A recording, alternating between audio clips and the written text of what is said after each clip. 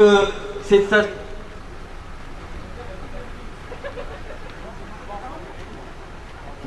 Question sur l'acceptation en fait de ce nouveau service par la population et en passant par une agence de com qui faisait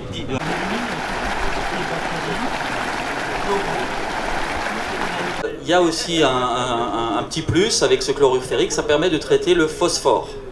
Ensuite les eaux usées, donc c'est essentiellement de l'eau, un peu de matière. Donc la problématique c'est de séparer. Et lorsqu'on a fait cette communication qui nous a coûté à peine 2 ou 3 millions à l'époque. Au fond du clarificateur et l'eau claire est surnageante. Le floc que vous voyez en bas revient dans le bassin d'aération derrière vous. Il devrait être obtenu au point de rejet dans le milieu naturel. Or, technologie, essentiellement s'il faut un jour arroser un golf, on espère, c'est réutiliser en fait l'ensemble des eaux usées.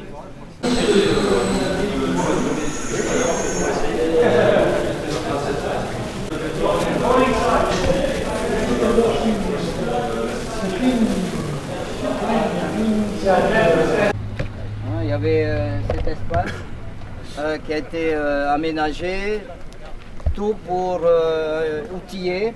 Il y avait un broyeur, super broyeur, un cribleur, un retourneur d'ondin pour atterrir.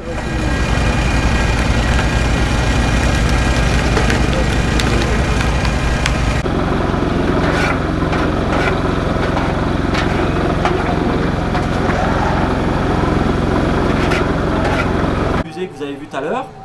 Et donc ce type de membrane associée à cette pression permet de rendre l'eau de mer très minéralisée quasiment comme de l'eau pure.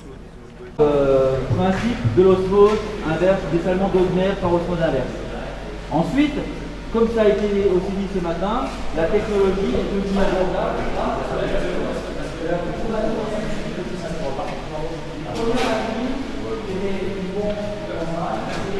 sur des osmoseurs avec récupérateur d'énergie.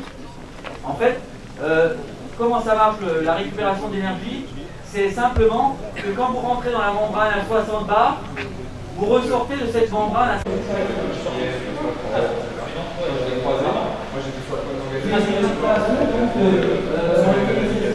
soir, on a fini par couper l'eau le matin, l'après-midi et le soir.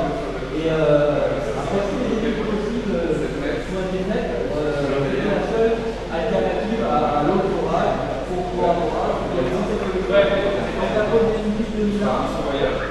raccordé à des systèmes automatisés de télégestion avec un superviseur Topkapi. L'installation de Bora est la plus importante de toute la Polynésie avec plus de 140 automates raccordés sur un seul superviseur. Le service d'astreinte 24 heures sur 24, toutes les installations que vous voyez là nécessitent beaucoup d'entretien. Le dégazage produit un biogaz qui malheureusement n'est pas suffisant pour faire de l'énergie avec. On n'a pas assez de déchets. La problématique de Bora, on a trop de déchets, mais dans l'absolu, pour le traiter avec des solutions définitives, on n'en a pas assez. Voilà. Après, tous les systèmes de combustion dédiés à Tahiti, ce serait autour de 30 000 francs la tonne. Et on a été obligé de restocker, de resurpresser, d'avoir un deuxième point de surpression pour garantir la sécurité incendie. Voilà, au passage. Donc, quand le projet de CET s'est construit, les bureaux d'études préconisaient de faire comme d'habitude avec les lixiviables, de la dilution sur la station d'épuration, en l'occurrence de Fahani, qui était pour nous inacceptable en termes de traitement, même si la station d'épuration de Fahani a un avantage énorme. Ces bouts-là, ils sont très toxiques.